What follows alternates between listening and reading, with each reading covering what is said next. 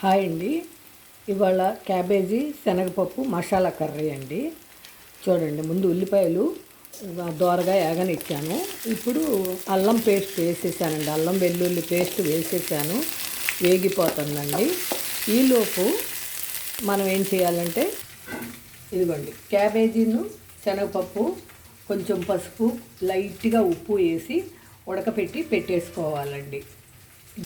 ఈ అల్లం పేస్టు ఈ ఉల్లిపాయలు బాగా దోరగా వేగిన తర్వాత ఇప్పుడు దాన్ని వేసుకోవాలండి. ఆ మిశ్రమాన్ని చూడండి, ఇలా నీట్గా అది మొత్తం కలిసేటట్టుగా కలబెట్టేసుకోవాలండి.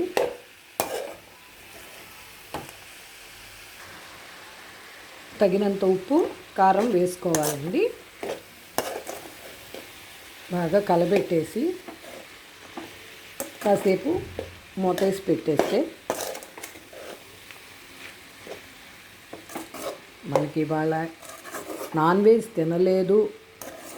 తినకూడదు అనుకునేవాళ్ళు, తినలేదు అని బాధపడేవాళ్ళు ఇది చేసుకుంటే అసలు ఇక చాలా చక్కగా ఉంటుందండి. నాన్ వెజ్ తింటున్నట్టే ఉంటుంది. చాలా బాగుంటుంది శనగపప్పు క్యాబేజీ. ట్రై చేయండి ఫ్రెండ్స్.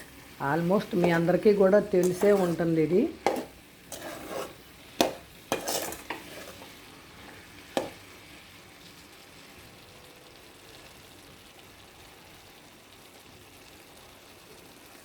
ఆల్రెడీ క్యాబేజీ శనగపప్పు ఉడకపెట్టడం వలన త్వరగానే అయిపోతుందండి ఇది.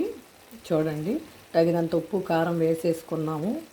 వేగుతుంది ఈజీగానేనండి. ఇది రెడీ అయిపోయింది. ఇంకొంచెం ఉడకపెడితే మూత పెట్టేద్దామండి, అయిపోతుంది. ఓకేనా ఫ్రెండ్స్? ఈ వీడియో కనుక మీకు నచ్చినట్టయితే like, share and subscribe. Please support me friends. Thank you.